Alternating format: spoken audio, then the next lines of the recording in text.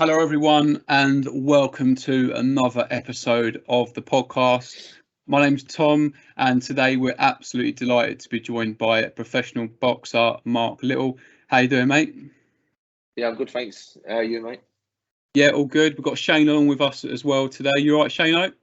Oh, not too bad, Tomo. How's you, right?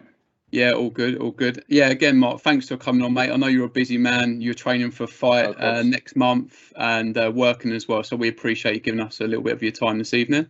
No problems at all, mate. Perfect stuff. And I think you're going to take the lead on this one, Shane. Yeah, obviously it's nice to meet you, Mark. Glad to have you on board. Do you mean it's nice to have another professional boxer on there to just get a bit of insight from like professionals, amateurs, with coaches, and the more we get to speak to people, the more we get to find out about what your game's all about. Yeah.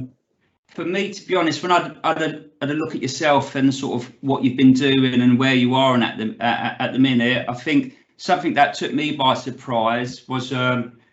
If I go back to when you was a bit younger, 24, and and apparently maybe 23 stones or something at that point. Yeah, and I was thinking, bloody hell, how has he got to where he is now if he was like that? So I think that was my first question. What happened, and how'd you get to where you are? So yeah, well, as you say, I was 24 years old, sort of weighing 23, 24 stone. And there was a picture from my cousin's wedding of the December 2011. And it was a picture of me holding my daughter. And it looked like she was sitting on my belly. So I was like, I need to join a gym. I need to do something. So it was never about boxing. It was about just joining the gym to lose weight, really. And then by getting to the gym, I met my trainer, Paul Cook. He had a few boys training at the time. And yeah, it took me a couple of weeks, like confidence-wise, just to even try and get to talk to him. And then, I just sort of got the courage and said, like, can you train me? And then, we started training. I was training like once a week. And then he was like, well, are you fighting in the summer? And I was like, right, yeah, all right. I was never going to have a fight. It was never about that for me. The boxing was sort of just to use the boxing as like an interest to keep me in the gym, really. And then, like I say, in the summer, I had my first unlicensed fight, first fight I'd ever had. And then November 2015, I turned pro. We had 12 fights in the unlicensed, and then won 10 of them, and then we turned over to pro, and now I'm 12-1 as a pro. Right, so how long did it take you to get from sort of like the 23 stone down to sort of like to a point where I think your trainer's Paul Cook, where the point he got you and said like, actually, look, we've looked at the weight size, like you're healthy, you're going to get healthy. We think you can do a bit more. And what were the time scales? Yeah. Well, like I say, so I joined the gym in 2012, like after the December picture of his wedding. The 2012 January, I joined the gym, let's say 23, 24 stone. And then from there on, I think my first fight was in the July, August time, I think, of that year, of 2012. So I fought there at about 19 stone. Right. My first fight I was weighing like 19 stone. And then, we sort of went on until 2015. It was a matter of just keep losing weight. It was never about turning pro. Like I said, it was never really about boxing. It was just using the sport as an interest to keep me in the gym to lose weight. And then, I got down to, I think the lowest I got down to was about 13.5 stone. And then that was a little bit too much because I couldn't really maintain that weight. And I was a bit weaker at that weight. So we put a little bit back on. And now I sit comfortably at like 14.2. So then we turned pro as a cruiserweight. And to be honest, I think that's got to be like an inspiration in itself to some people, because some people will go to the gym and they think, oh, they might be big, they might, due to the way they live, they might put the weight on, put the pounds on, not really think about it, not be bothered about it, but then think to themselves, I wouldn't mind getting fit. And the fact that someone can just go to a gym, like you said, potentially you wasn't in it for boxing, primarily it was to get healthy. Exactly, yeah. So never ever anything to do with, it was a matter of using boxing as an interest, really, just to keep me in the gym. And obviously meeting my trainer Paul Cook, I knew of him from TV because of his son Nicky, had been obviously a world champion. So I sort of knew of him, didn't know him as personally, but I knew of him. And just sort of got a bit of courage over a few weeks of watching these like boxing in the gym, and then sort of asked a question. I think that's brilliant as well, personally, because I think nowadays you see people, lockdown hasn't helped. You put on a few stone, you keep going. But for yourself, obviously, you looked at yourself with your daughter and just thought, maybe enough's enough. Got yourself in a gym, and boxing is some of the best training you can do, of course. Anyway, without that, definitely. But doing that at 20, would you say you're 24 at that time? Yeah, 24 years old, 24 stone. So being 24, first, going into a gym, you clearly was, you had a lot of natural ability to go to a boxing gym for the first time at 24 years old, and then, win 10 out of 12 amateur fights and then turn over pro. You clearly had something about you. Yeah, no, it weren't really the amateurs. Mine was unlicensed, so I didn't even have an amateur career. Okay. It was all unlicensed, right? So, yeah, it was a matter of never having a fight before in my life. Obviously, Paul sees something in me. And listen, I'm not the most technical boxer in the world, and I never will be. I'm not a world beater, but I've got a massive art, and I work. My work rate is what sort of gets me through. And since I've been obviously a lot fitter now, and obviously the way I'm walking around at now.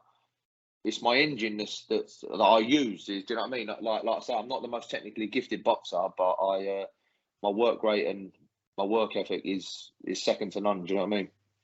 How does that feel then when you look back at that picture now? Do you use it for inspiration still? If you ever having a bit of a moment where you can't be I suppose in the gym. I imagine you go to the gym, you got it in your locker, you're like, yeah, no, crack on.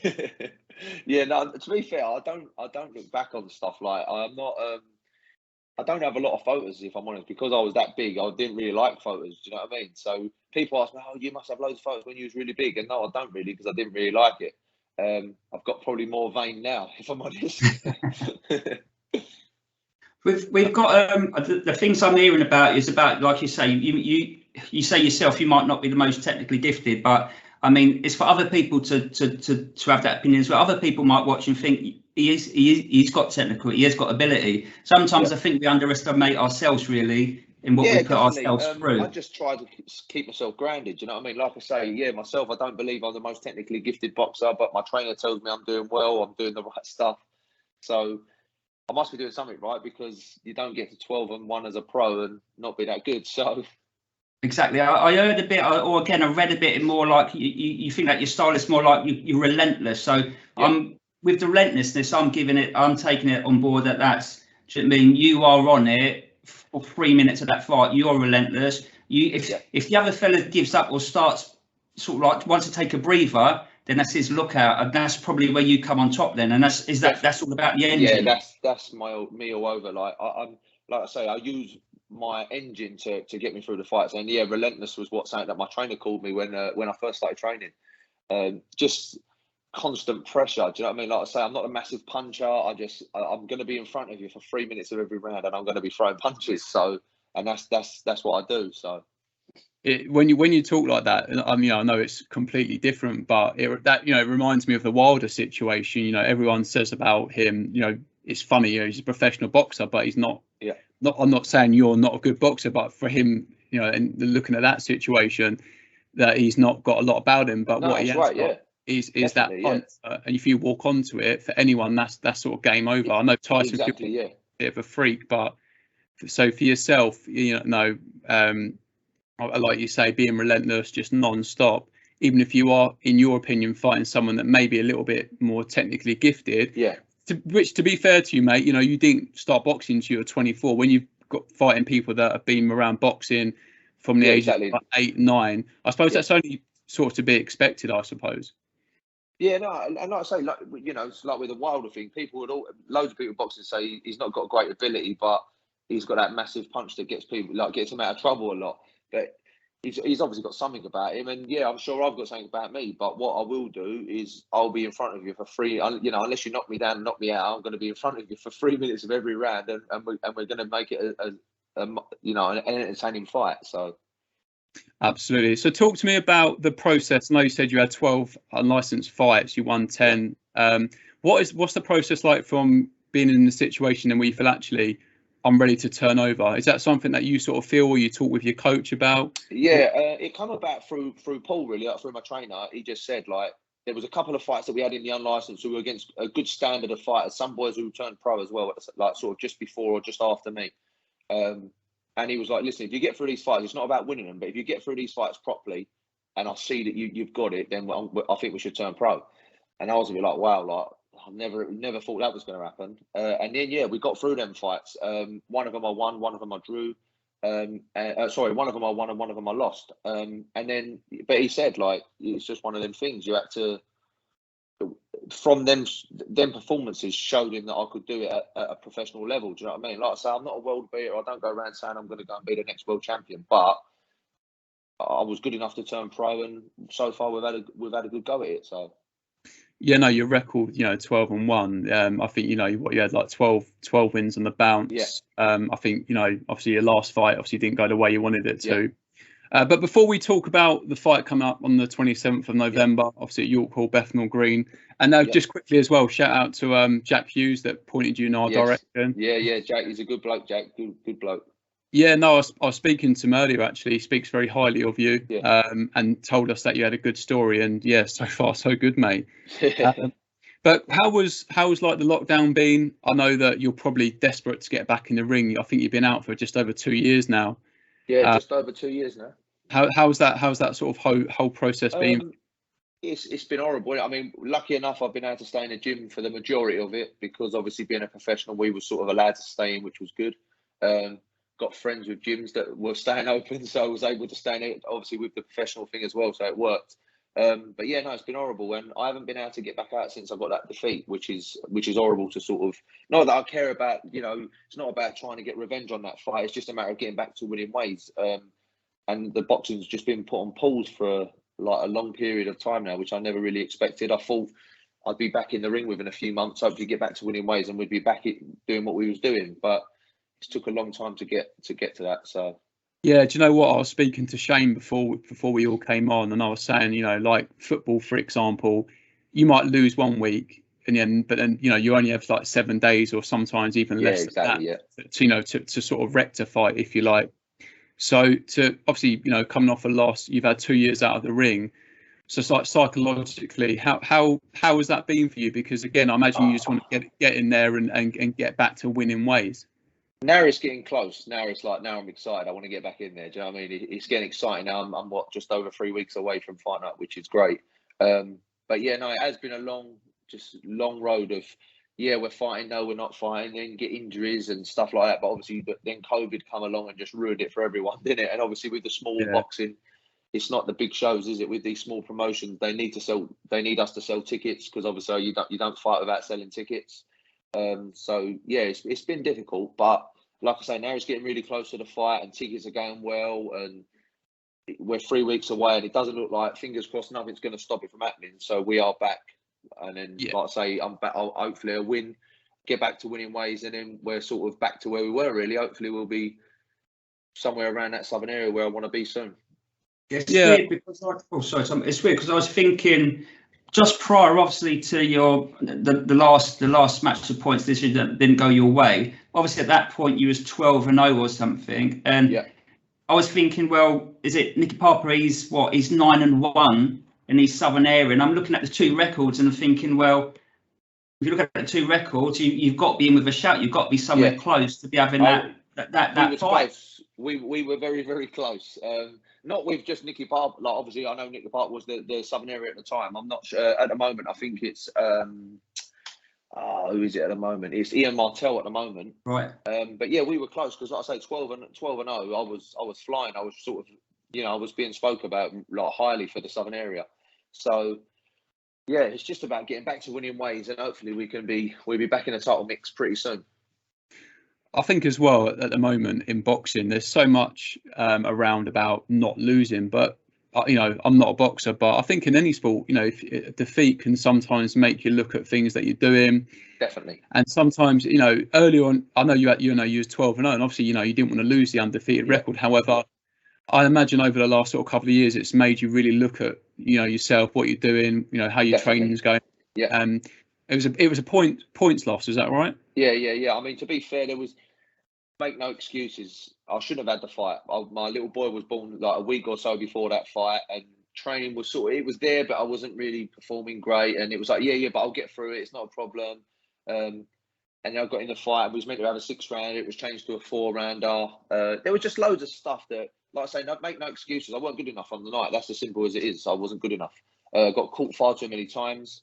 But it was what it was. So, yeah, no excuses. But I just look back now. I should have said, no, I'm not having the fight. But I sold loads of tickets and I didn't really want to let anyone down. So, yeah, I was going to say how difficult that is. You know, like you were saying a little while ago, when you're on, you know, Eddie Hearn or Frank Warren, and you know you've got, you know, very deep pockets, and you can afford to pull fighters off if they're not quite right. But for yourself, that like we were speaking to Jack about this a lot as well. He said, you know, there's a lot of pressure on fighters. You know, you've not just got to train. You've got, you know, normally you've got a job as well. You're trying to sell tickets, you know, out your hand. So for yourself, it's not just like, you know, it's not as easy as that. Like you were saying, you've got, you know, you've got to take when they come up. Definitely. Yeah, and that's what it is. Obviously, like I said, I'd sold a good few tickets for the fight. Didn't really want to let anyone down, and just thought, you know what? No, I'll be all right. I'll get in there, get it done, and you know, we'll be all right. And that weren't the case. You know, he was a tough kid. To be fair, the fight, if I'm honest, give it another round, I'd beat him. Definitely, I had the beating of him at the end of the 4th round. I had the absolute beating of him, and if it would have been a 6th round, I truly believe I probably would have got him in the next round. But that's if buts and maybes. So it's just one of them things. No, of course. I was just saying, with the things like tickets and obviously you having to sell tickets, what's because to people like me and other people that listen to the podcast, we think, all right, he's got to sell tickets. When we're talking, what numbers are we talking for a fight to be able to say, right, I can sell enough tickets, I can get into the fight, I can get on a show? Do you mean because you're looking at probably sort of between 60 and 70 tickets before you make £1? Right. It's a lot of money. There's hardly, for these small boxing, there's hardly any money in it. There's, you know, boxing, obviously, for the big boys, like what people see on TV every week, they look at it and think, oh, they're on loads of money. Yes, they are. Small boxing, it's nothing like that. You've got to sell, like I say, 50, 60, 70 tickets to have a fight, really. And that's just the way it is, unfortunately. Yeah, and off the back of those small tickets or the tickets that you're selling, I also read a bit where you'll put a bit of your purse towards particular charities. So, do you mean that's another thing? I have done in the past year in a couple of charities that I've done some stuff with. DT38, which is with West Ham, for Dillian Tombidas, who was a young footballer at West Ham who died of testicular cancer.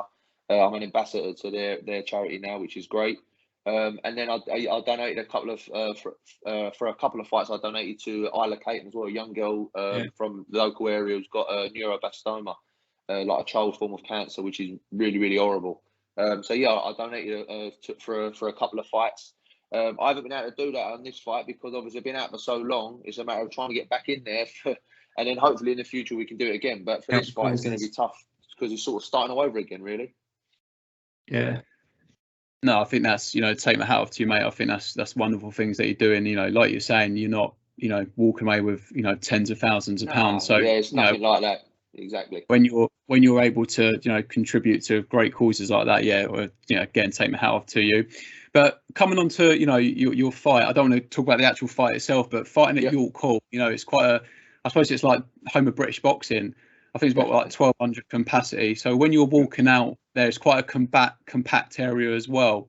How are you feeling on the night? Because I used to swim at you know, a respectable level, and I used to get really nervous. I think I probably wasted a lot of nervous energy. But the day of the fight, how are you feeling? Are you quite calm? Are you sort of like you can't keep still? How are you? I am calm. To be fair, I'm quite calm. But yeah, inside you're definitely nervous. If you ain't nervous, this ain't wrong with you. Like, at the end of the day, you're going in for a fight. There's, you know, who knows what's going to happen. Like that is what it is. You are nervous. But yeah, it's a matter of just trying to challenge, you know, keeping that nerves and trying to turn it into a positive for the fight sort of thing. Do you know what I mean? But yeah, no, of course you get nervous. If you didn't get, like I say, if you didn't get nervous, it'd be strange. I suppose that's where your training camp comes into it, though, because you know when you're prepared, you've done what you need to. You know how hard you've trained yourself. So how's it been? You know, I know that, you know, we're only a few weeks out from the fight now. You know, you're a busy working man as well. Obviously, you've got a family by the sounds of it. So what's your day to day like at the moment, from the moment you wake up to you go to bed? So I work where I work, obviously still now. I do it's like a 3-week rota. So some days I do days, nights, and then some shifts I have to mix it through the week. But yeah, I'm in the gym nearly every day. Every day I'm off of work, or every day I'm on nights. I'll go in the gym before nights. Do you know what I mean? Before I start work, and just getting as much as I can. And like I say, yeah, get up early, go out for runs in the morning, go and work at night and stuff like that. But it's worked well for us. Like for what I've done so far, I've worked all the time. So yeah, I've just used it. I've I mean, I have to work. I don't earn enough money from boxing to not let me work. I've got 3 kids and a wife at home, so yeah, I have to work. Simple as that's it. Do you know what I mean? And what about sparring? Are you getting much sparring at the moment? I know again. Yeah, sparring. Yeah, I do a lot of sparring. Lucky enough, the gym that we use, Will Jones owns, and Will Jones is a great bloke. And I've done hundreds of rounds with Will like over the years. Do you know what I mean? We go down to a couple of other gyms. We do travel about because obviously getting other cruiserweights, so we go to other gyms and stuff like that. Yeah, so we've got plenty of sparring. And how about the weight? There's been a lot recently about weight. A bit of controversy at weigh-ins, etc. Yeah. People boiling down. And there's a few videos online as well where it doesn't look great. But for yourself, how is that process and how easy? At the moment, I'm good at the moment. I'm a little bit overweight still now, but not enough to be worried about. Do you know what I mean? Like I said, I've still got nearly over 3 weeks to go. That will come off nicely. So yeah, no, I feel really good at the moment. So just excited to get back in there. Yeah, no, I bet you're absolutely buzzing, mate. 2 years out, but you want to go and let some bombs go. Yeah, exactly. You mentioned your wife there. How does she feel on the night? Is she someone that comes there in the front row screaming, or is she someone that would rather be at home and just wait to get back? I think she'd rather be at home, but she doesn't. She's been to every single fight. She's the loudest one there. Don't worry about that. Yeah, no, she's a bag of nerves really, but I'm in there, so she's going to be there. So. No, how many fights are on a night? We know again we've had Jack Hughes on the podcast. We know he's fighting for the Southern Area title. Yeah. How many fights are on the card that I think night? there's 10 on this one at the moment. I mean, usually the York has and obviously Goodwin Promotion has a lot more usually on the night, but I think due to COVID restrictions they're only allowed 10. So at the moment I believe it's only 10 on the night. And I was going to mention this earlier when you were talking about tickets, but. Where can people buy tickets? Is it the case of just contacting you directly through Instagram or your social media platforms? Instagram, social, like my Instagram, Facebook, Twitter, they'll find me on them, and there's all links to my tickets on there. So that's where if anyone wants tickets, then definitely No, absolutely. There's some good fights on that night, including yourself. So people on a good night out, Bethnal Green, 27th of November. Go hit you up for some tickets. So also wanted to talk to you about as well is the game plan. It's been well documented recently about Anthony Joshua losing to Usyk. I know it was a little while ago now, but you're the sort of the perfect person to ask whether he didn't trust the game plan or he just decided to ignore it. And I was saying to Shane earlier, it absolutely baffles me because when you're going in against Usyk, all your world titles, they're all on the line. Yeah. How I know this part of the question isn't for you, but how can you get to a night of a fight and you're not 100%? But what I was going to ask you was when you're going into a fight and maybe between you and the coach you don't quite agree on the game plan, how is that conversation? How do you resolve that? Because I know that you've got to have full trust, but there must be occasions where fighters question the tactics. Yeah, I think that the weird thing for me for the whole Joshua thing is that he didn't use his weight and his power advantage to him. You know what I mean? I mean, when you hear about them trying to box Usyk, I mean, why would you try and box him? I don't get that. I mean, I don't know really what was said on the night to him. I don't really know their game plan, but it just makes no sense. Surely his power and his strength would have been what would have won him the fight. So. That would have been, what we've spoke about, like me and Paul have spoke about since the fight, obviously watching the fight, is that surely he would have used his size and his power to his own advantage. But yeah, I mean, you would think the game plan, even for me, would have been, if me and Paul make a game plan, that's in, the disagreement can't be on fight night. The disagreement should be in the gym. Like it shouldn't be happening in the ring on fight night. Surely that the plan was already put in place. But whatever you read into it, whatever you see, I don't know. Yeah, because I don't know I don't know how much you watch. I know you're a boxer, but it doesn't mean you spend all your time watching boxing interviews. But I don't know if you saw the interview with Coogan that he done. Yes. And he was basically saying to him, well, what was the game plan? And he was like, oh, I asked the team, and then he was saying like, well, surely you was in agreement with the team. It just again, it was very strange, and then. It's a bit weird. So maybe he wasn't in agreement. There's the bigger problem, isn't there? Do you know what I mean? Yeah, and like on the. I mean, when you look, I think it was about the 11th round when you heard Rob McCracken saying to him, "Oh yeah, go out and box him, just box him." Brilliant, yeah. But you're behind on every card. Like, how can you box him in the 11th round? Like, surely you should have been going, get in there and put it on him. Like, absolutely. Do you know what I mean? Try and steamroll him. Like, get him out of there. Like, put as much pressure on as possible and knock him out. Like, win the fight. Yeah, no, your belt's on the line. You've got a couple of rounds left. Either you go out and stop him, or that's it. However, I don't know. Maybe is there also the point where he almost, because he knows his boxer, he's thinking, do you know what? It's not his night. We get him in the rematch. Could there be an element of that? The problem is, maybe the money tells you that as well, doesn't it? That's the problem. Is it? Oh yeah, we'll get through this and know there's another payday coming. Who knows? Like it's a.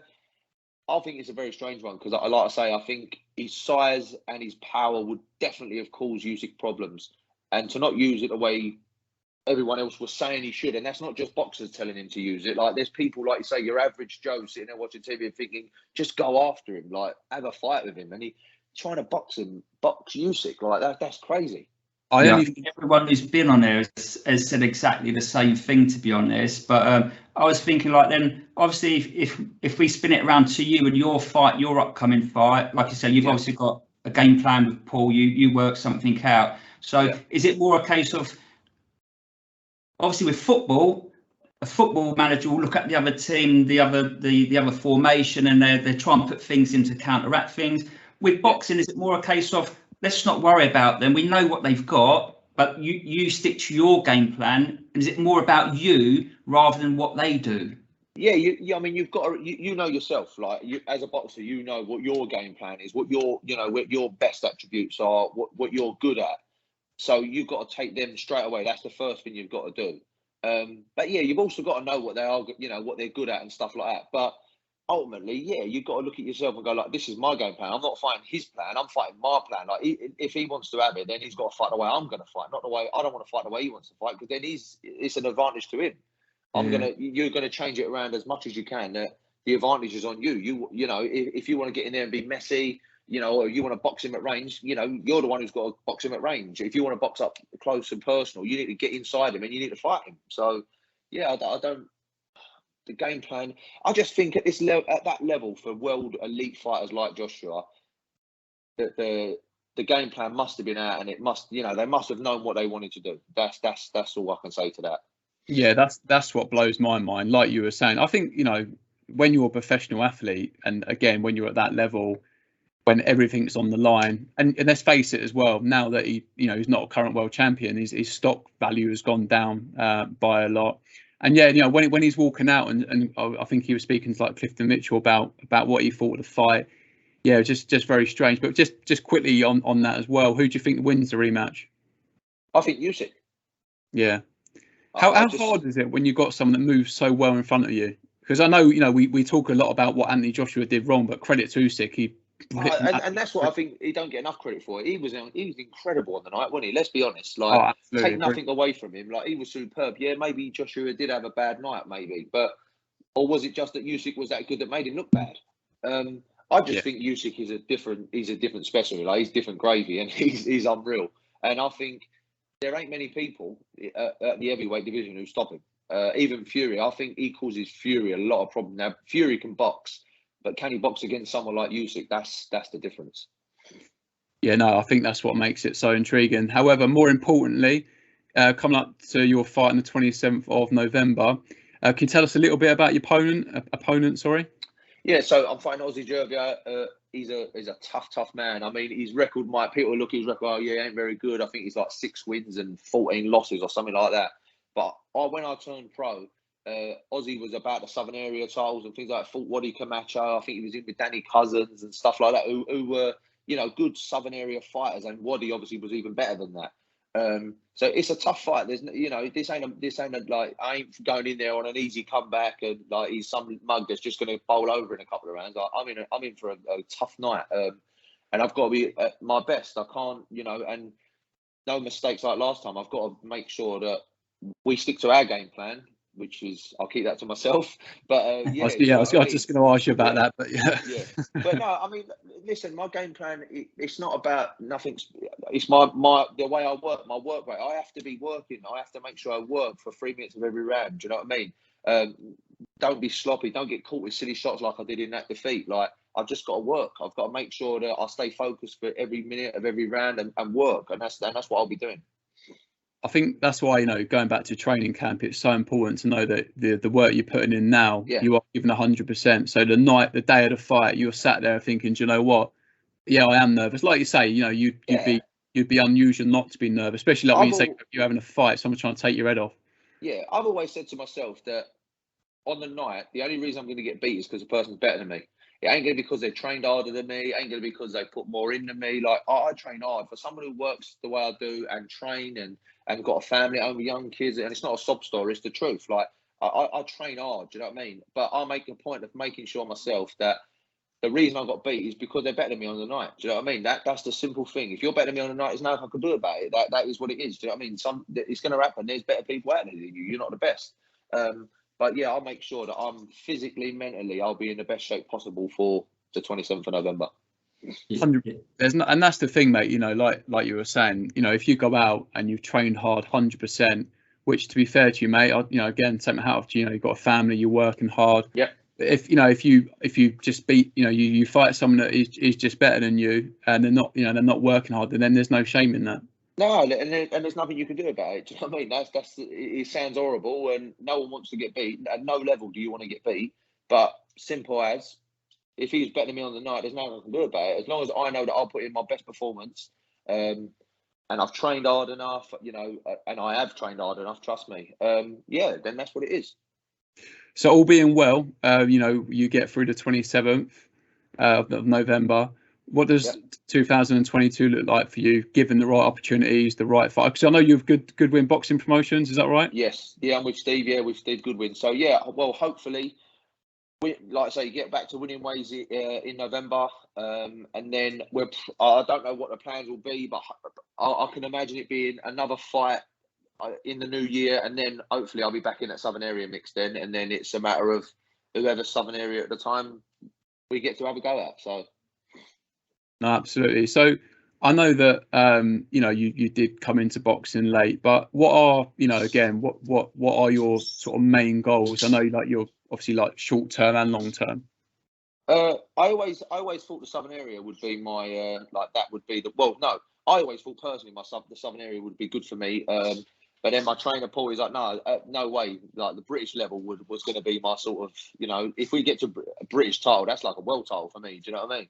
But now, obviously with COVID, obviously a couple of years out, I'll take the Southern Area. I want to get to the Southern Area. Then who knows? Do you know what I mean? We'll see what happens after that. I think, like you said, if you're the way you are, like you've said, you leave everything in the gym. So I think as long as you've got that attitude where you apply yourself 100% to everything you do, you take that into the fight. And obviously, there's no reason why, if you get Southern Area at that point, no doubt Paul's probably saying to you, look, we're at a stage where if we continue on this route, there's no reason why they can't be British. I think sometimes it's down to you, to how far you want to push yourself. And I think if you get a Southern Area behind you, definitely the next step you'll be looking at that for sure. Yeah, I mean, obviously there's the English title as well. I mean, that Goodwin, like Steve Goodwin always talks about it. If I get to an English title, then we've achieved massive. Where he always said Southern Area, he always believes I'll get there anyway. But I'm just a realist. Like I say, I'm not a world beater. I don't say I'm going to go out and beat everyone. I'm in it for, you know what I mean? I want to see how far I get. Southern Area is the first step. So after that, we'll see what's after. It might be the English. Who knows? We'll see what we get.